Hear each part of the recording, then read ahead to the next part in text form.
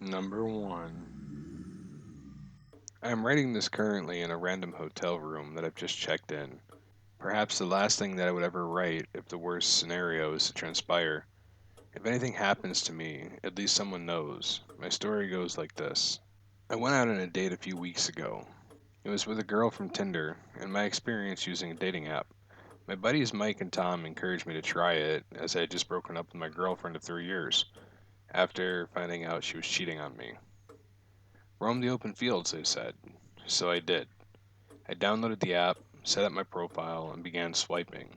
It was after a few swipes when I got my first match, an attractive blonde with bright blue eyes named Megan. She was the same age as me, and her profile painted quite an outgoing girl. I started messaging her, like just asking about her details, what she's doing on Tinder, her interests, and we seemed to really kick it off. She flirted with me somewhat, and being the guy who just got out of a relationship, I must admit I got pretty excited. When she suggested that we go out for dinner later that night, I immediately said yes without even thinking. We met at a location that she suggested, a quiet cafe near the suburbs. It was near her house, she said, and since I drove, I thought it would be appropriate for me to visit her instead. She was already sitting at the table outside when I got there. When I first saw her, she looked nothing like her pictures. She still had blonde hair and blue eyes, but her complexion looked tired, as if she had not had enough sleep for days. She looked much more frail as well, and the temperature around her seemed to drop when I approached her.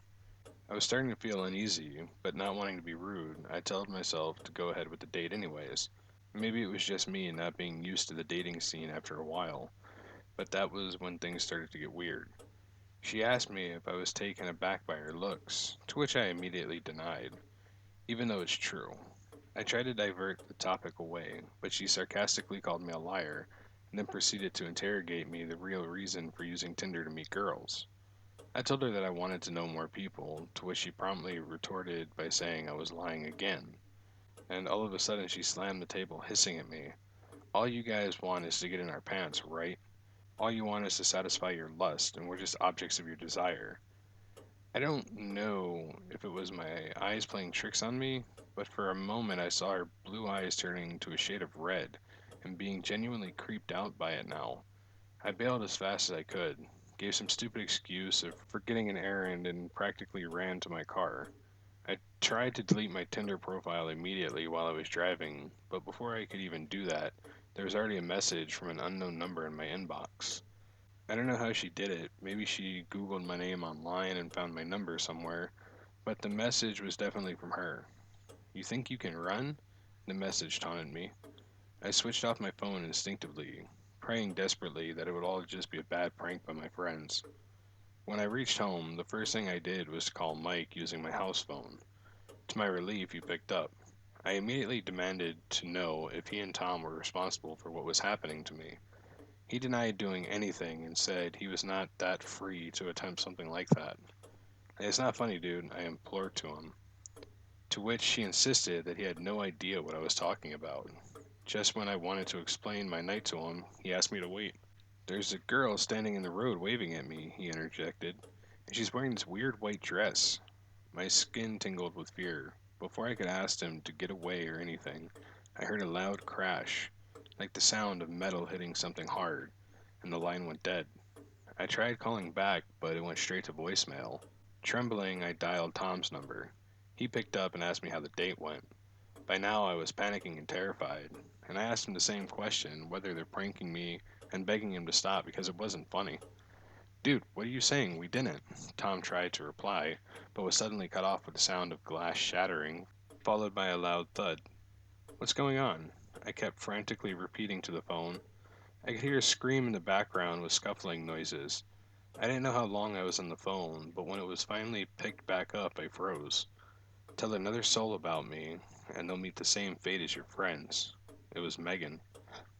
I don't know what came over me, but I rushed to pack my bags and drove off without a clear direction immediately from my home.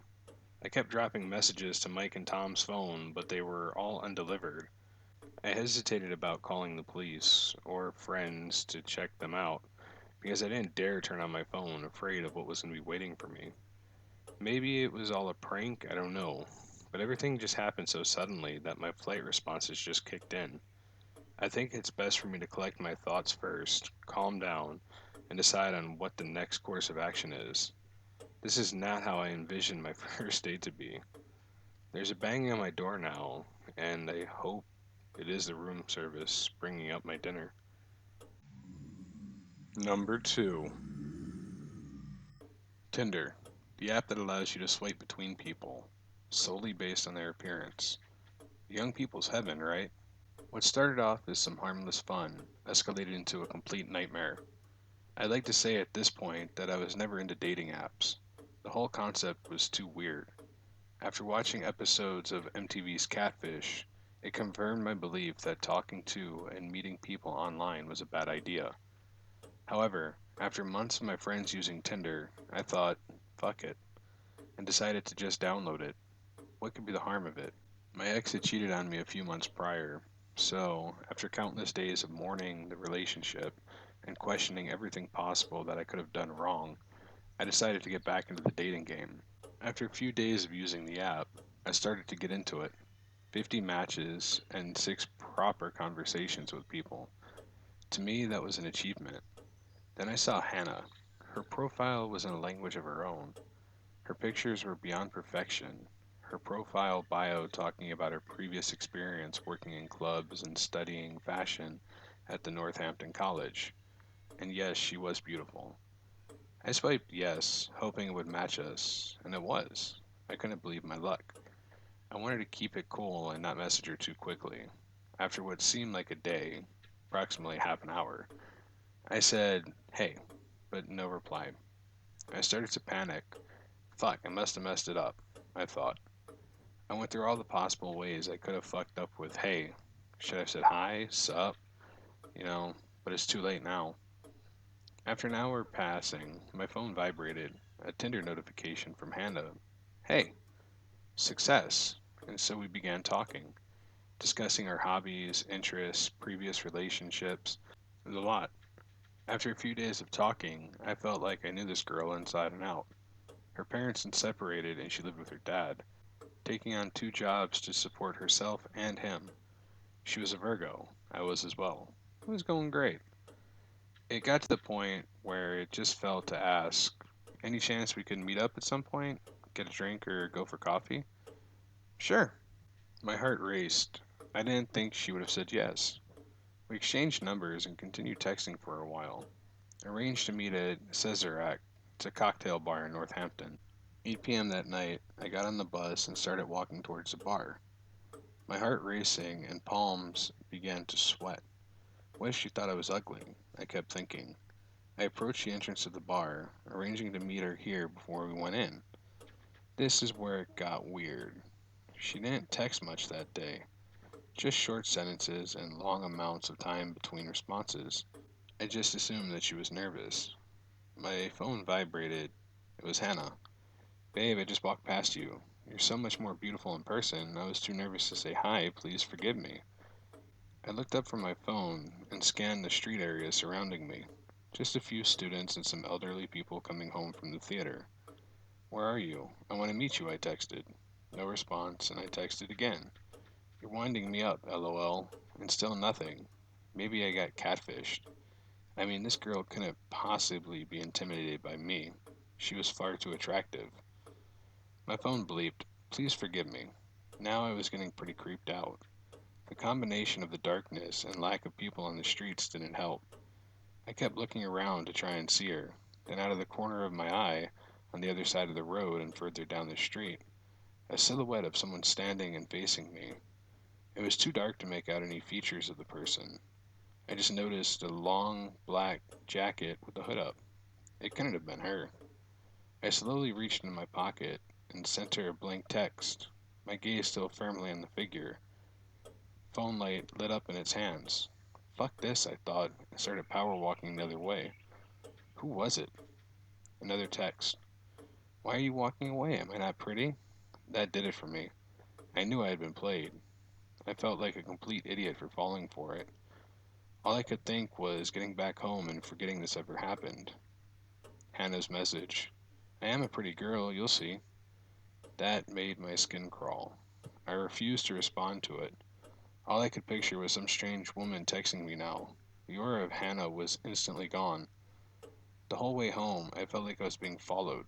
I don't know if it was just my paranoia or if somebody actually was. Either way, I had to get home. I lunged through the front door, locking it and checking all of my windows and back doors were locked. I needed to get some sleep. It took me a while to drift off, my mind still replaying that figure standing there. At 4 a.m., I woke up to the vibrations of my phone, and the immediate brightness blurred my vision. As my eyes adjusted to the screen, I looked at the notification. It was Hannah. My heart froze. I opened the message, and it took me a second to process what I was looking at. It was a picture message. A picture message from Hannah. My blood went cold. On my screen was a picture of my bedroom from the door. Attached was the photo, Sleeping Beauty. I was facing away from the now open bedroom door, knowing full well before I went to sleep I had closed it. The light from the hall had illuminated part of my room. I sat up in my bed almost instantly, my head facing the door. Standing in the doorway, a dirty, ripped, knee length pink dress, was a man. 5 foot, extremely elderly man wearing a blonde wig and what I could make out to be pink eyeshadow and red lipstick. His eyes were wide and fixated on me. The room was silent, and all I could hear was heavy breathing. I looked in horror at this figure standing not 5 meters away from me. I couldn't move. I couldn't speak. I just sat there on my bed in complete terror. The man took a step forward so he was in better vision. His salivating mouth formed an abnormally large cartoon smile. "Don't you think I'm pretty?" he said in a hoarse voice, his mouth still grinning. Words tried forming in my head, but none of them would come out. I couldn't speak and I couldn't move. My heart was going into overload. Who, who are you? I could hear the fear in my voice. I couldn't think properly. My legs were limp. The figure just stood there, eyes penetrating my soul. His smile grew larger, saliva dripping down his smudged lipstick. "I'm Hannah, and I'm a pretty girl." Number 3. This is my first time posting on No Sleep, so I'd like to apologize if this is grammatically incorrect. This is a 100% true story, and although it did not happen to me, it happened to my friend's sister. I would have posted it around Thanksgiving, but my friend just told me about it happening. If anyone has any questions, I'll answer as best as I can. It's not long, but I thought it was creepy and figured I'd share it. I hope you enjoy. So, my friend, let's call her Julie, and her sister, let's call her Annie. They were both at different colleges, and Annie was especially excited to come home for break because it was her first year at college, and she hadn't been home since move in day. Annie came home 2 days before Julie was scheduled to arrive, so she had a couple days to herself. She had been talking to this guy from home that she had met on Tinder, and the second night she was home, they decided to meet at a bar, and she ended up bringing him home and then driving him back to his house the next day. She said he was decently attractive, and on their way home, they agreed to meet up again. She dropped him off at his house and was ready for some relaxation. About an hour after she got home, she said she was hearing some shuffling and thumping noises from the basement. She was on the first floor. She told me she wasn't too concerned at first because they have their washer and dryer in the basement and figured it was probably the laundry. Another hour passed, and she could still hear the noises in the basement. As she was home alone and didn't want to freak out, Annie called her mom and asked her, "Hey, were you doing laundry today?" "No, your father and I left for work early this morning. Why? What's wrong?" "Well, I can hear noises down in the basement, and if you're not doing laundry, then I think there's something down there." "Look, honey, it's probably nothing, but if you're anxious, call the police and ask if they can send a car over when they get a chance." "They can do that?"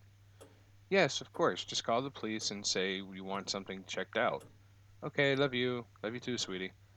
Annie proceeds to call 911 and explains to the dispatcher that it's not an emergency, but she was wondering if someone could be sent out and come check out the noise. The dispatcher responded with something like, "Sure, someone will be there in an hour." Annie hung up the phone and went to sit on the couch and check out social media, trying to distract herself until the police got there. Not 5 minutes passed when 4 squad cars show up outside her house to search the place. They found the same guy she went on a date with from Tinder in the basement, with the floorboards ripped up and a hole in the ground. Apparently, he was digging a hole to bury her in after he would rape and murder her. The only reason she's not dead is because the dispatcher heard a man breathing on the other line while Annie and her were on the phone. She's fine now and lucky to be alive, but lucky she trusted her instincts when something wasn't right. She also said she will never use Tinder again. Be careful because you never know who you can meet online.